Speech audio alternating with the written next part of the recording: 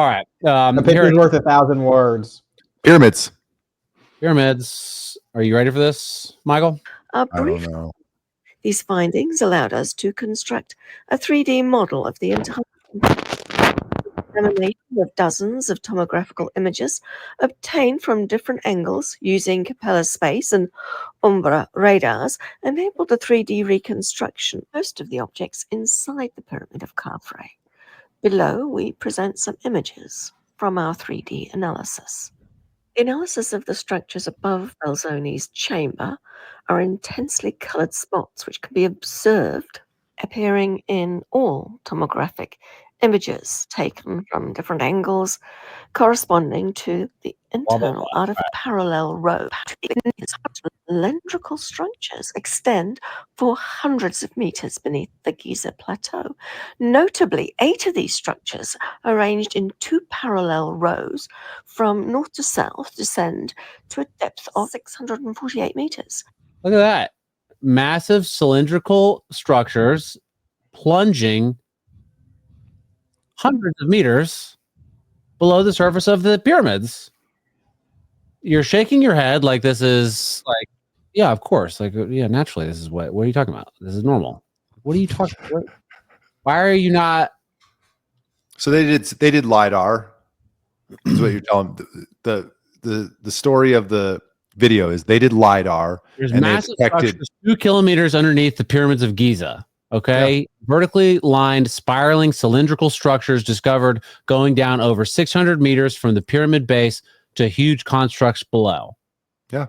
And it's not like, Graham Hancock on Joe Rogan talking about this as a, possibly this is something that happens that makes sense if you look at the weather patterns over the years.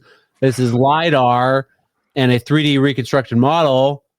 And it seems like maybe this is sort of a big deal. Like, how would the pyramid builders, how would they have done this, Michael? Well, and just so people know what LiDAR is, because I don't know that everybody does, but it stands for light detection and ranging. And so it uses lasers and remote sensing to measure distances and surfaces around a device, and ultimately creating an image of that device. and measuring the density to determine if it's like stone versus wood versus sand, things like that. Yeah. But yeah, no, I mean, I'm not surprised that I think the theory is that the contemporary pyramids are built on top of older construction. I mean, you see that in the size of the stones at the bottom of the pyramids. So the idea that there's stuff underneath it, that doesn't shock me. I mean, the LiDAR that they've done at Gunung Padang also has stuff underneath. Is that your favorite Thai dish? What did you say? That also has, it's in Indonesia. It's the oldest pyramid that we know of. It also has stuff underneath. The problem is that the antiquities or whatever their commission that decides whether you can excavate or not does not allow us to go look, does not allow people to go look at those things. So does it shock me that they found big stones underneath the pyramid? Nope. I mean, not really. Spiral like columns that go beneath it for 600 meters. You have to understand that I think that human history is a lot older than what most people think. Sure. So in between, from my generation, from my grandfather's generation to today, we went from riding on horses to flying to Mars. Okay. In 5 generations. Yeah. If human history is 20,000 years old, how many times could we have like accelerated on technological advancement and then crash back down just in 20,000 years? I mean, you're talking about 8 generations or something like that. No, I understand. I understand your point. I get it. I understand. I'm not necessarily disagreeing with you. I understand your point entirely. I get it. Charles, you just wanted me to be more shocked about it. Not shocked, but like, wow, it's exciting. Like, it's mainstream. There's a study that's going to come out, and like, it's going to be mainstream now. And maybe Graham Hancock will go back on Joe Rogan and have a 4-hour podcast, and you can ignore your family again for a weekend. I'd love it. Charles? Oh, I mean, I don't really have anything to say. I think it's Excellent. interesting.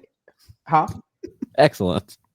I think it's interesting. I'm not surprised. I mean, most structures have a foundation. Pier and beam's a popular one. And so the fact that there are piers and beams that seem to be holding it up, if you were to ask me before, could you ever imagine a world where there's piers and beams but underneath the what is it called, pyramid? I'd be like, yeah, maybe. Like I don't. To me, it doesn't seem like it's. I don't know. Unless it's So like under the Yeah, but for it to be money. mainstream is different. under the pyramid is a big platform that it's built on, right? And people don't talk about this because they talk about the how amazing the pyramid is, but the platform of itself, which is made of much larger stones, is completely flat and is massive, was also built. So what's holding that up? There's the piers that's holding it up, and then what's below that? Who knows?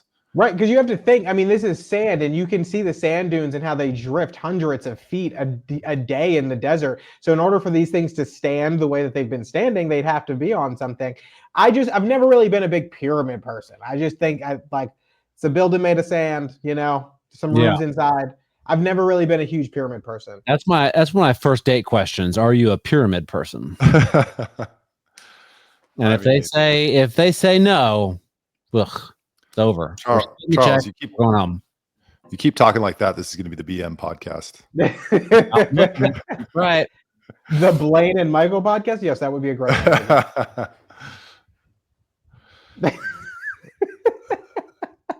one.